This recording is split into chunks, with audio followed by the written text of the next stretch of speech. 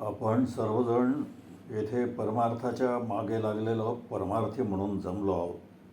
परंतु करू म्हटल्यानं परमार्थ होत नाही असा आपणा सर्वांचा अनुभव आहे.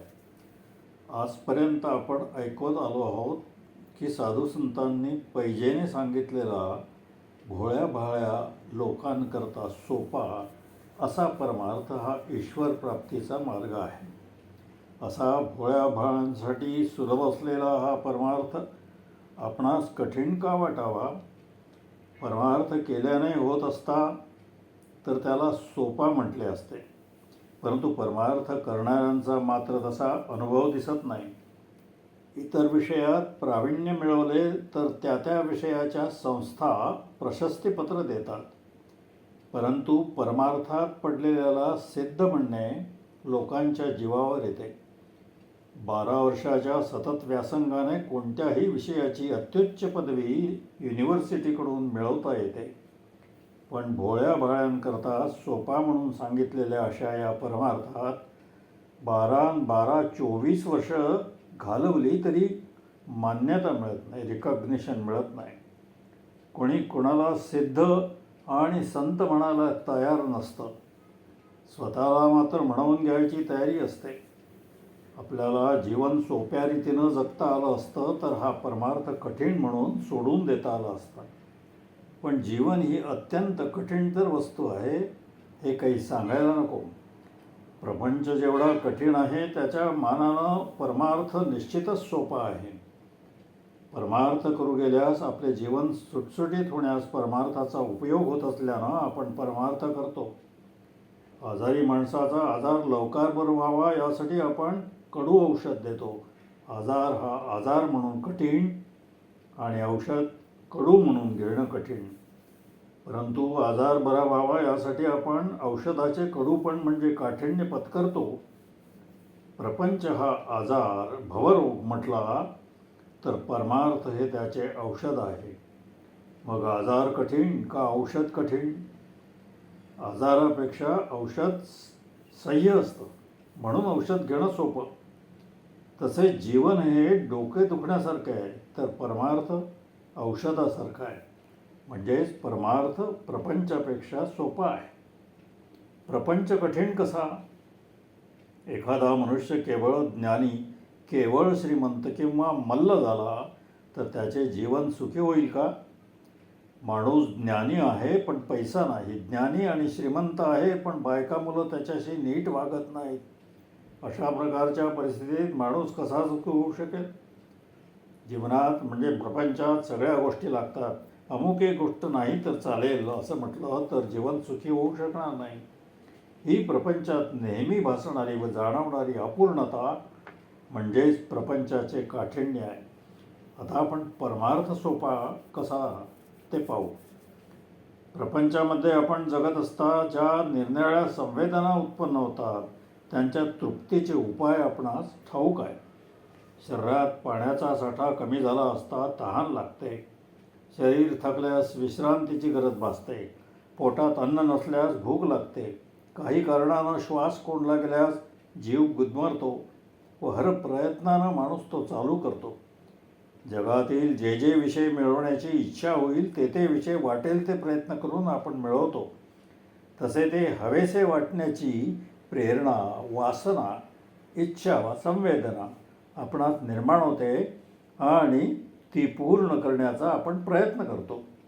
परंतु परमेश्वर असा छलक आहे की तो भेटावा, मिळावा यासाठी त्यानं आपणास अशी काही संवेदना अगर काय म्हणतात त्याला ही अशी होणारी वेदना अशी निर्माण ठेवली नाही.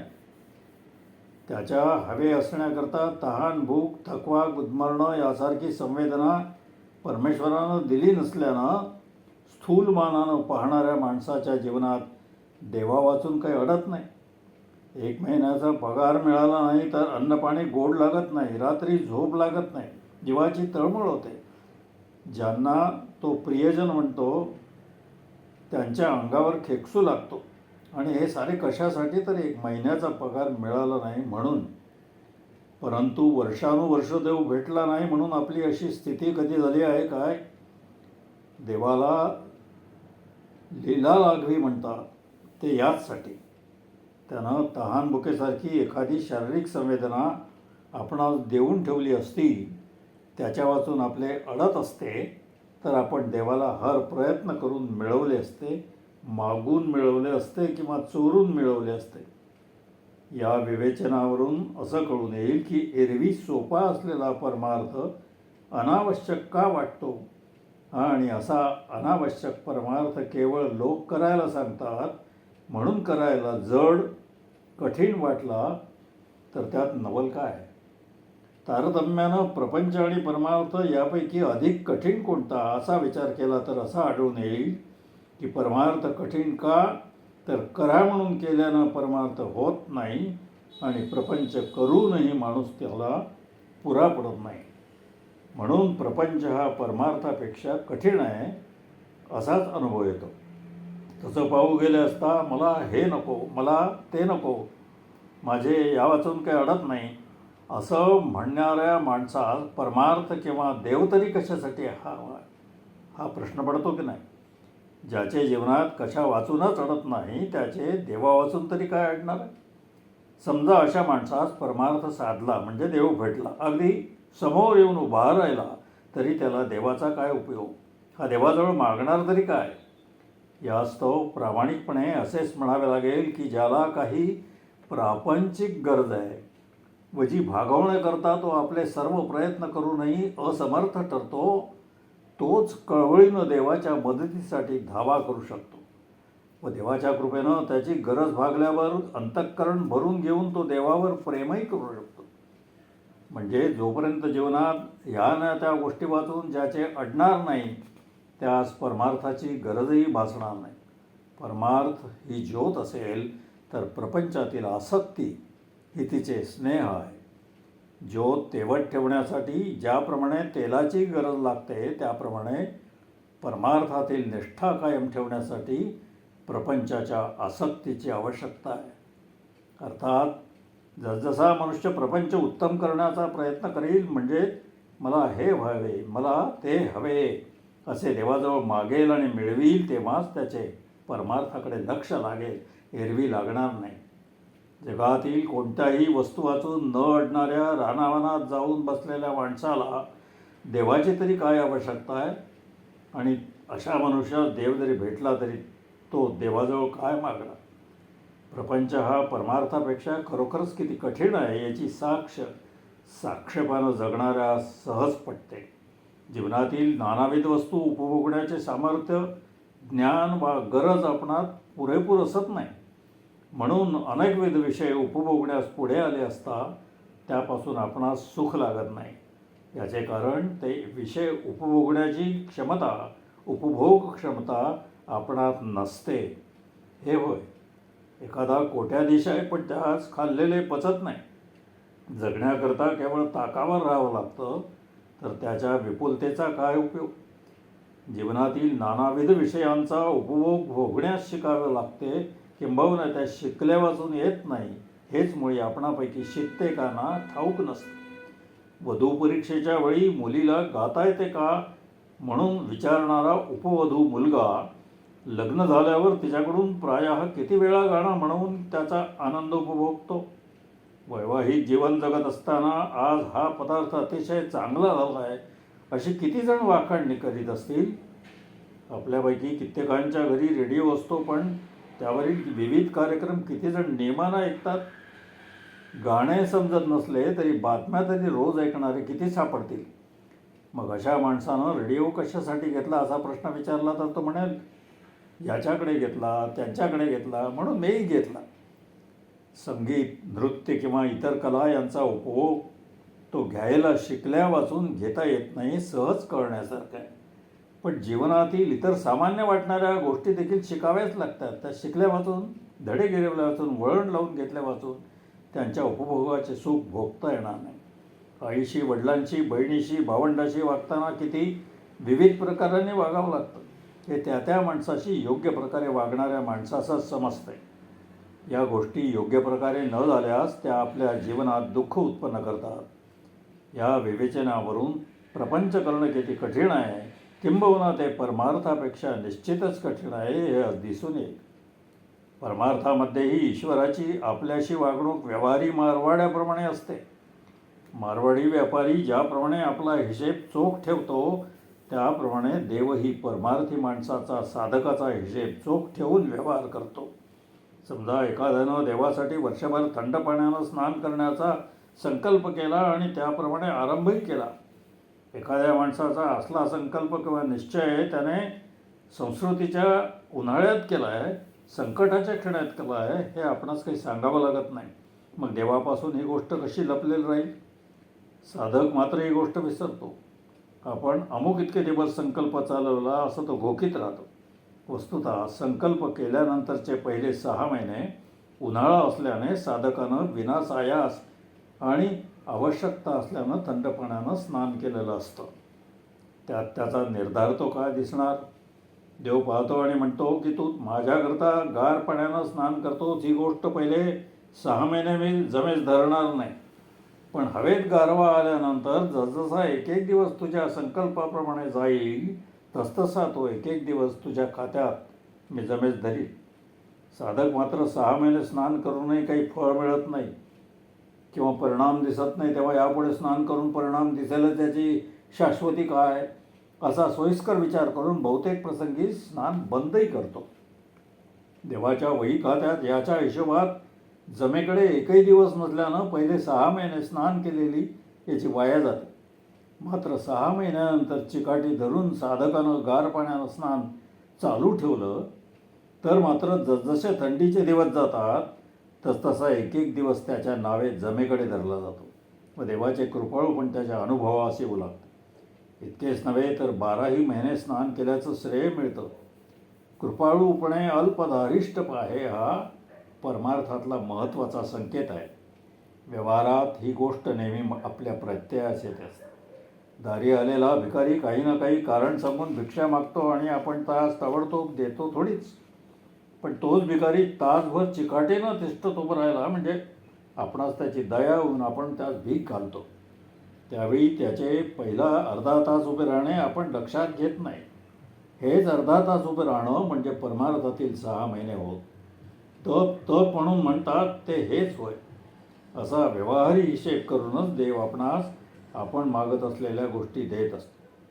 साधक मात्र निश्चय केल्याच्या पहिल्या दिवसापासून दिवस मोजतो आणि बहुतेक प्रसंगी देवाजवळ आपले काही जमा होण्याच्या आतच निराश होऊन साधक आपली साधना सोडून देतो. कल्पना करा, ज्या देवानं मारवाडी बनवला तो स्वतः किती मारवाडी असेल.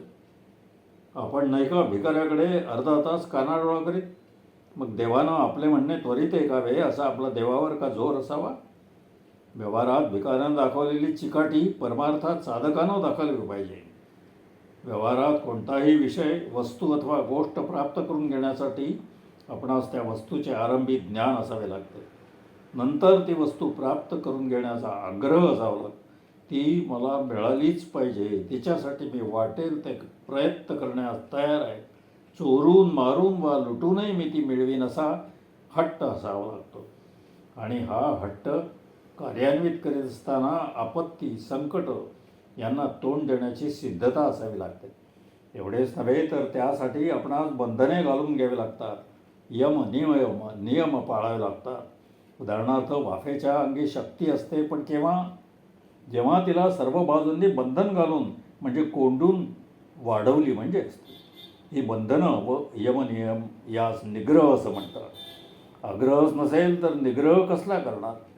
आग्रहानं निग्रह होतो आणि निग्रहानं अंगी सामर्थ्य, कार्यक्षमता येते. आणि कार्यक्षमता अंगी आल्यानंतर यश मिळेपर्यंत सततोद्योग केला पाहिजे. याप्रमाणे आग्रह, निग्रह, सामर्थ्य, कार्यक्षमता, सततोद्योग या 5 अंगांनी यशार्थ किंवा अभिप्सितार्थ अनुष्ठिले जे जाते त्यासच तप असं म्हणतात. परंतु असले दुर्धर तप करून देखील यश हमखास लाभतेच असं नाही. तपाशिवाय मानवाच्या संकल्पाला सत्यत्व येत नाही. तपासह असलेल्या संकल्पाला सत्यसंकल्प असं म्हणतात. तपविरहित असलेल्या संकल्पाचे जर देवास नवस केले तर देव पावतो असं नाही, तर सत्यसंकल्पाचा दाता नारायण असे संतांचे ठासून सांगणे अर्थात यशार्थ तपाबरोबर ईश्वरी कृपेची गरज असते. या ठिकाणी अप्रबुद्धत्वामुळे कधीकधी माणसास असा भ्रम होतो की मी सदाचारी असताना मला अन्य प्रकारे ईश्वर आराधनेची काही आवश्यकता नाही. माणसाचे केवळ सदाचरण त्याच्या ऐहिक वा पारलौकिक गतीसाठी पुरेसे आहे. परंतु या सदाचारवाद्यांची लोकांची सदाचारासंबंधी कल्पना फार ढोबळ अशी दिसून येते. बुद्धीच्या निकषावर सदाचार वा अनाचार ठरवणे मान कठीण कर्म आहे. जनसमजुतीशिवाय सदाचार या गोष्टीला काही अर्थ नाही.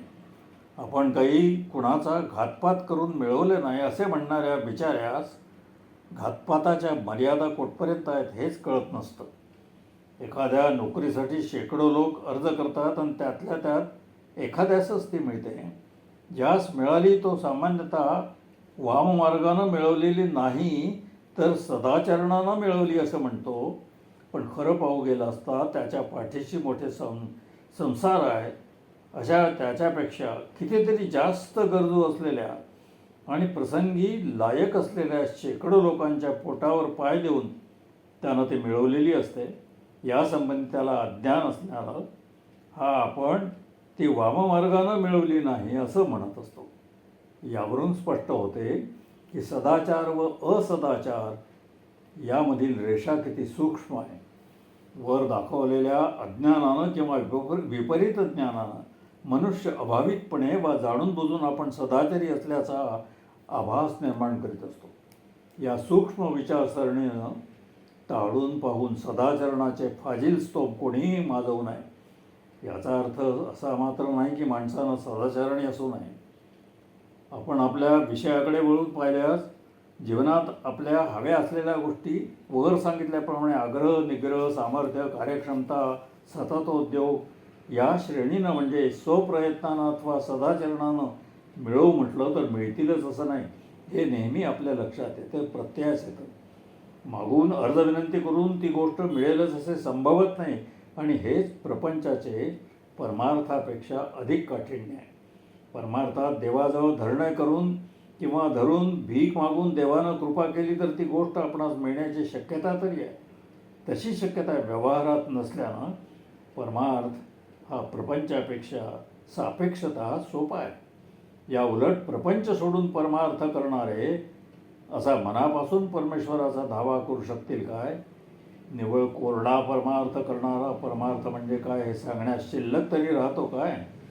ज्याला जीवनात कशाचीच गरज नाही त्याचे जीवन रुखासकर शुष्क असं राहणार. देवाविषयीचा ओलेपणा किंवा तळमळ जितकी प्रापंचिकात असते तितकी पारमार्थिकात असू शकत नाही, आढळत नाही. अर्थात प्रपंच सोडून परमार्थ साधणारे नाहीतच असं नाही. श्री तुकाराम महाराजांसारखा परमार्थी खरोखरच विरळा.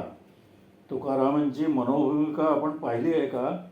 ते म्हणतात, फुटे तरुवर उष्णकाळ मासी जीवन तयासी कोण घाली.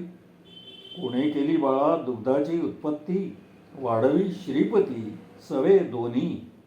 असल्या नित्याच्या अनुभवातूनच विश्वंभराच्या दयेची आणि कृपेची प्रचिती कोणा झाली आहे काय? दरवर्षी हिवाळ्यात निष्पर्ण झालेल्या वनस्पतींना उन्हाळ्यात पालवी फुटते, फुलांचा बहर येतो म्हणून आपण हे दृश्य पाहून देवाच्या दयेनं प्रेरित होऊन आपणास देवाविषयीचा जिव्हाळा कधी निर्माण झाला आहे काय? दरसाल जनन संगोपनाची दृश्य पाहताना देवाविषयीच्या कृतज्ञतेनं आपलं अंतःकरण भरून येऊन डोळ्यावाटे ओसंडलं आहे काय? तुकारामांचे आणि आपले जगाविषयीचे अनुभव एकच असून त्यांच्याप्रमाणे ते आपणास परमार्थप्रवण करीत नाहीत. याचं खरं कारण हे की तुकाराम महाराजांच्या हृदयाचा ओलावा आपल्या हृदयात नाही. आपल्यातील देवाविषयीची गरज जर प्रापंचिक आसक्तीतूनच निर्माण होणारी आहे तर संसाराला विन्मुख होण्यात कोणता शहाणपणा आहे? प्रपंचात देवाच्या दयेची हरघडी साक्ष मिळत असून सतत कृपेचा वर्षाव वर्षानुवर्ष होत असून हा माणूसरूपी दगड जर आतून कोरडा राहतो तर वैराग्याचं पांघरून घेऊन मला हे नको मला ते नको असं प्रापंचिकानं म्हणणं म्हणजे दयेच्या वर्षावात आतून कोरडा ठणठणीत राहणाऱ्या असल्या दगडानं भिजू नये म्हणून आणखी एक छप्पर बांधून घेण्यासारखं वेडेपणाच आहे. तुकाराम महाराजांना त्यांच्या ईश्वरानुसंधानात संसाराची अडगळ भासत होती, तशी जर आपणास भासत नाही तर तुकाराम विषय परामुख होते म्हणून आपणास तसे होणे झेपेल काय? जे आपल्या पिंडात नाही त्याचा उसना बडेजाव करण्यात कोणतं शहाणपण आहे? काय फायदा आहे?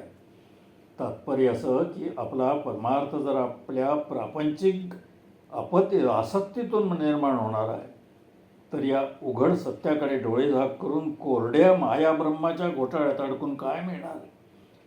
तुकाराम महाराज बोलाचीच कडी बोलाचाची भात जेवनिया तृप्त कोड झाला.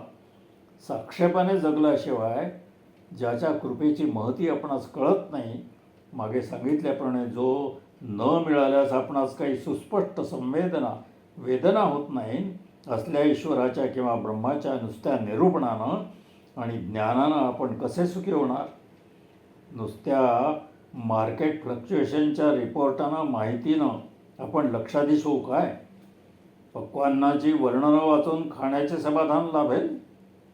अर्थशास्त्रात डॉक्टरेट मिळवली, पैशाचे व्यवहार, चलन, हुंडणावळ सर्व काही कळलं, तरी पैशाच्या अभावी होणारी 2 प्रहरीची भ्रांत चुकेल काय?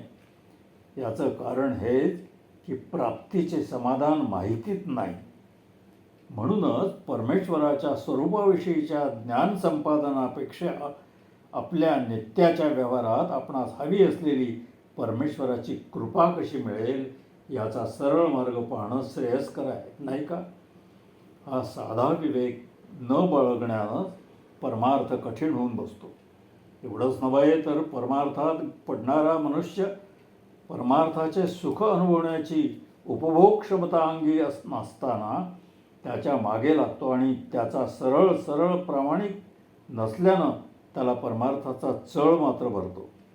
आरोग्याचे उपार्जन तरुणपणी न केलेल्या म्हाताऱ्याला चवीच्या अभावी ती शोधण्याकरता खा सुटते आणि त्याच्याकडून हास्यास्पद वर्तन होतं.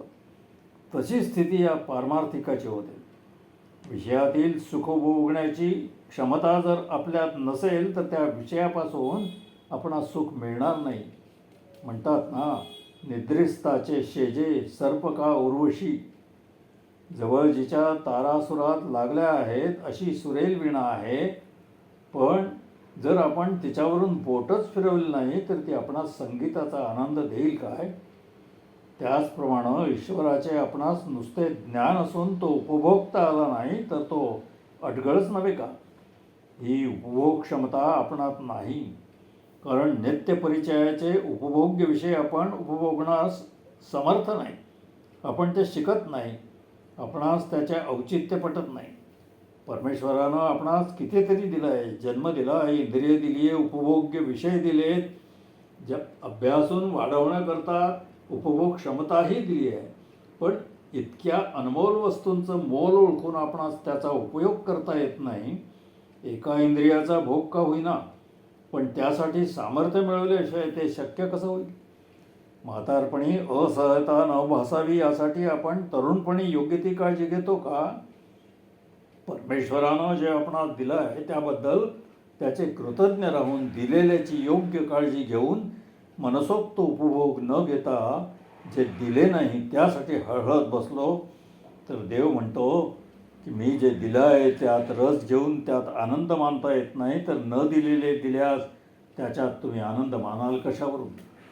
बायकोसाठी वेड्या झालेल्या तुळशीदासाला देव भेटतो, पण बायको ही वेडी आहे, बेडी आहे, म्हणजे असे सतत म्हणत बसलेल्या माणसाला कधी देव भेटला आहे का? बायकोला बेडी समजणाऱ्या माणसाला देव भेटला आहे? दिलेल्या उपभोग्य वस्तूविषयी अनास्था दर्शवल्यामुळे आपणास प्रपंच पाहिजे असलेले सुख तर मिळत नाहीच, पण आपणास हव्या असलेल्या सुखाची आपच कर्मानेच म्हणजे दिलेल्याबद्दलच्या अनास्थेपायी देवापाशी मागणी करण्यास आपण अपात्र ठरतो. साधी नोकरी देणाऱ्या साहेबाचे आपण जितके कृतज्ञ असतो त्याच्या अल्पांशानं तरी आपणास जन्म देणाऱ्या परमेश्वराचा आपण कृतज्ञ राहतो काय? असतो तर दिलेल्याची आपल्या हातून इतकी उपेक्षा झाली नसते. देवाचे आपल्यावर इतके उपकार आहेत की 24 तास त्याचे नामस्मरण करूनही ते फिटणे जन्मोजन्मी शक्य नाही. मी इतके कोटी जप केला, ही गर्भोक्ती किती खुळेपणाची आहे. पारमार्थिकाची वृत्ती तर अशी असायला पाहिजे की देवा आम्ही तुला काय द्यावं. माणसाबद्दल कृतज्ञतेचे उद्गार काढणारा स्वतःच्या कातड्याचे जोडे करून उपकारकर्त्याच्या पायात घालण्याची भाषा बोलतो, मग देवाला शतकोटी जपाचं किती जन्म व्हावे लागतील. परमार्थास आवश्यक असणारी ही जीवनागर प्रपंचाबद्दलची आसक्ती आपणास नसल्यामुळे आपण खऱ्या परमार्थाला पारखे होऊन लटक्या परमार्थाचा चळ मात्र भरून घेतो. परमार्थात आवश्यक असलेली ही जीवनागर प्रपंचाविषयीची आसक्ती जो अशिक्षित असतो त्याच्यामध्ये दिसते. मला भूक लागली आहे, सबब मी जेवायला कसंही करून मिळवीन, हा भाव या अशिक्षितात असतो.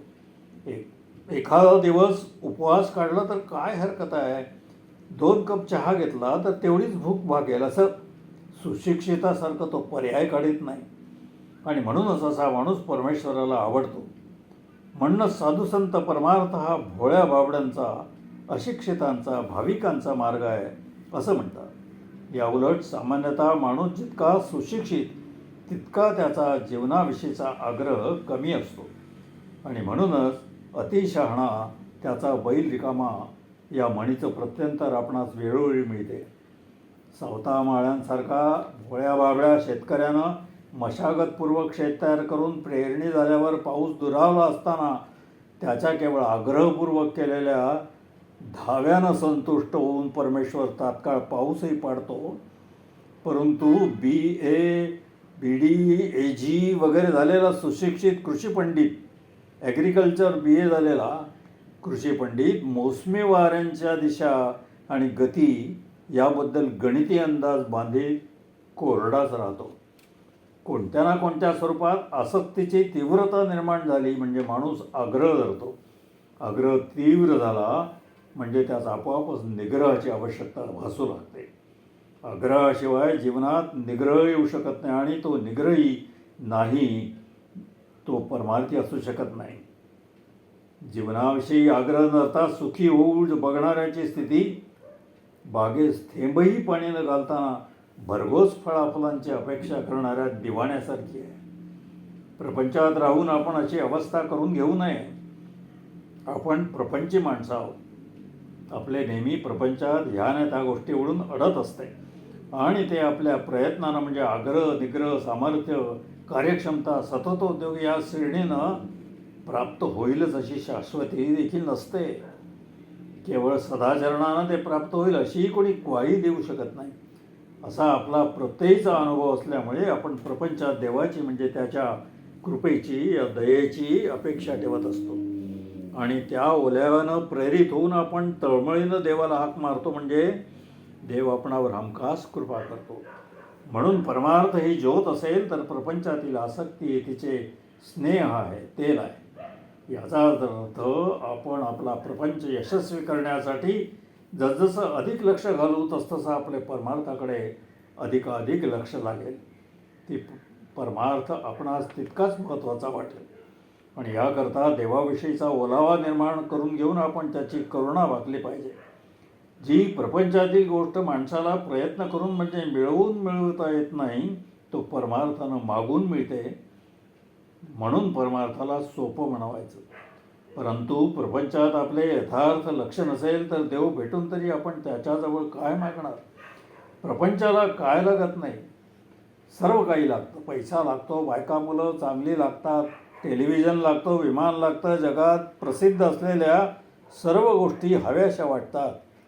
प्रसिद्ध नसलेली गोष्ट आपण मागूच शकत नाही. कोणतीही प्रसिद्ध नसलेली गोष्ट तुम्ही मागा, ती मी तुम्हास तात्काळ द्याव्यास सिद्ध आहे. आत्ताच नव्हे तर आजपासून 12 वर्षांचा अवधी मी तुम्हास देतो. तेवढ्या काळात विचार करून, ग्रंथ वाचून, जगातले सर्व तत्त्वज्ञ पालथे घालून मग येऊन मागणी करा, तात्काळ ती गोष्ट मी तुम्हाला देईन. असं मी इथं देवाच्या दरबारात तुम्हाला वचन देतो. मात्र ती गोष्ट वा वस्तू प्रसिद्ध नसावी. लक्षात घ्या, शंकराचार्यांनी ब्रह्म देखील प्रसिद्ध वस्तू मानली आहे. त्यात गंमत अशी आहे की वस्तू प्रसिद्ध असेल तर ती सर्वांनाच ठाऊक असते आणि सर्वांना ठाऊक नसेल तर ती मिळवण्यात स्वारस्य तरी काय? काय घेऊन तुम्ही लोकात मिरवणार? जे आपणास खरोखरीच यथार्थत्वानं माहीत नाही ते आपणास मागता येत नसल्यानं प्रपंचही धड होत नाही आणि परमार्थही साधत नाही. इदंच नास्ति परं न लभ्यते या म्हणीप्रमाणे स्थिती होते. आपणास त्याच गोष्टीची जिज्ञासा असू शकते जी आपणास अर्धवट माहीत आहे.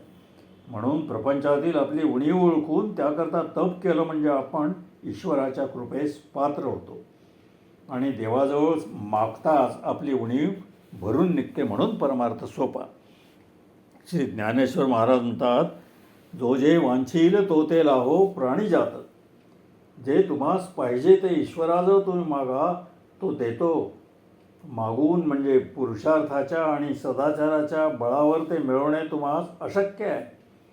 असा प्रामाणिक कबुली जबाब दिल्यावरच तो तुम्हास देतो.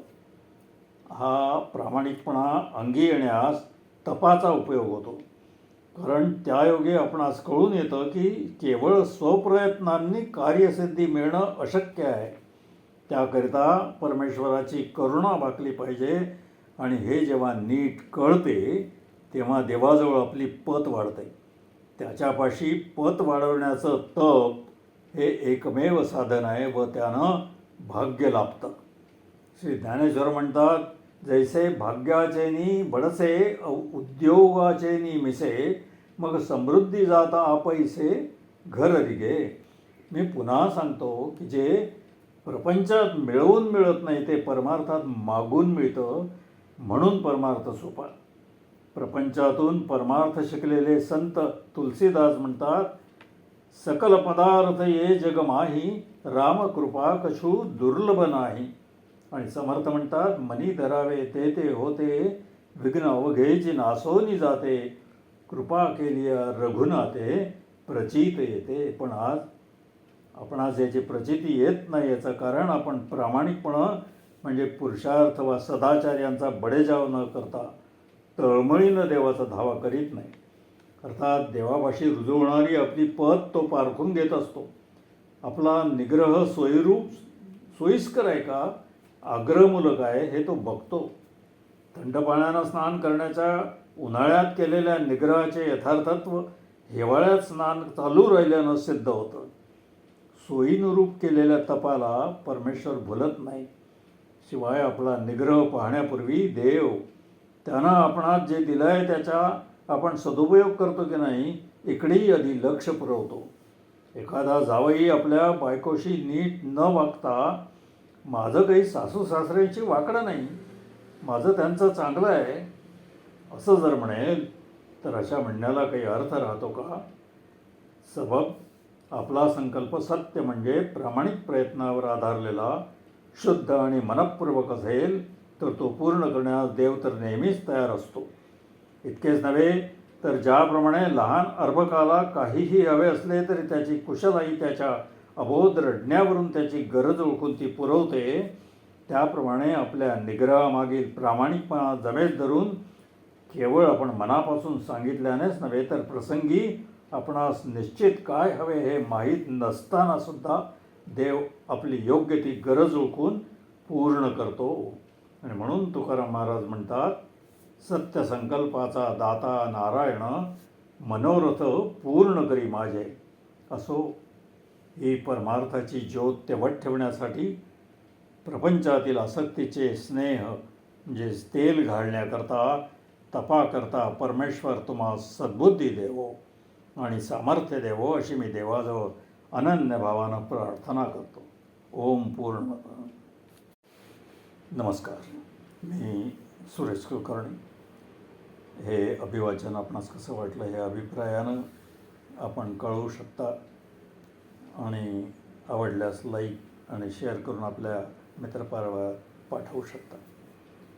तेव्हा कृपया चॅनल सबस्क्राईब करून उपकृत करावा ही विनंती करतो. धन्यवाद.